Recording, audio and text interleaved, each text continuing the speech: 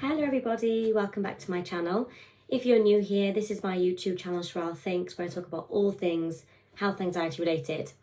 I am just waiting for a coaching client, and the previous client that I had just before asked me a question, and she said to me, how do I know that what I'm feeling isn't something dangerous every time?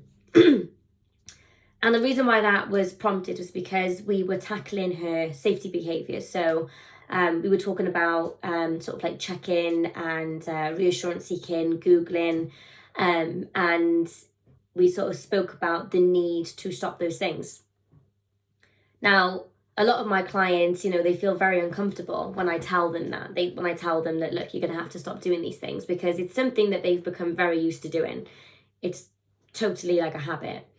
And we do these things because we think that it's keeping us safe. So we think that by checking, by Googling, by doing these things that we deem to be proactive, we feel as though we're taking action and that we are protecting ourselves.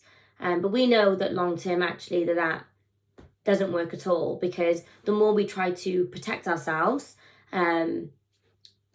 the smaller our life becomes, and then we end up miserable because we're constantly having to problem solve, go into the doctors, having appointments, getting scans, blood tests. It's complete chaos, misery. So when we stop doing these things, when we stop checking and we stop Googling, we stop doing all of these things that we think keep us safe, we end up thinking, but if I sit with this chest pain this time, what if this time it's not a panic attack and it really is my heart? Or what if this pain in my head, what if this time it really is an aneurysm? And the answer to that, full transparency, you will never be 100% sure. So let's just sit with that for a minute. And it's okay to feel anxious. You will never be 100% sure that your symptoms are not something serious. Of course you won't. We can't be 100% sure about anything in life. So that's a very uncomfortable thing to sit with. And I understand that.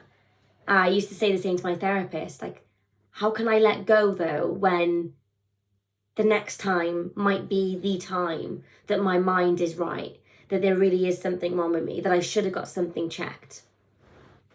But this comes down to a concept, something that I speak with my clients quite deeply about, is that with health anxiety, we're putting our well-being and our health up here, which, it is important to do that, but we're putting our peace down here.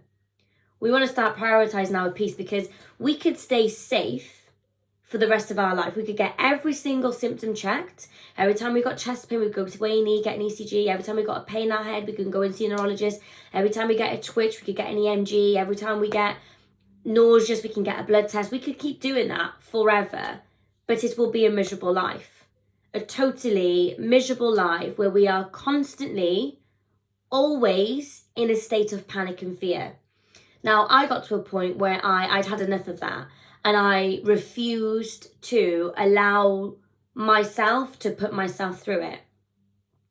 And what that meant, that I had to let go of this chasing of certainty and chasing the control that I wanted. And with that came some heavy and uncomfortable feelings, sitting with uncertainty, accepting, going against my impulses. It was not an easy thing. But by doing that, what happens is we truly learn to accept, and we say, okay, I'm still terrified of cancer, and I'm still terrified of having a heart attack and all of that stuff. It's not that these fears just go away, but you're saying, I'm not allowing this fixation on my health to ruin my life in the now, to ruin my present life right here and now. And that was one of the biggest mentality shifts that I ever had, because that cognitive dysfunction of being tunnel visioned and thinking catastrophically 24/7 is agonizing. I've been there. I know how that feels. So the answer to the question, and it's not one that you guys want to hear, is that we will never be 100% sure. The odds are massively in our favor, though, that it is anxiety just playing its tricks again. But if you're looking for 100% certainty in life, it's going to be a difficult road for you, because we will never be 100% certain, and we have to surrender and accept and learn to tolerate that.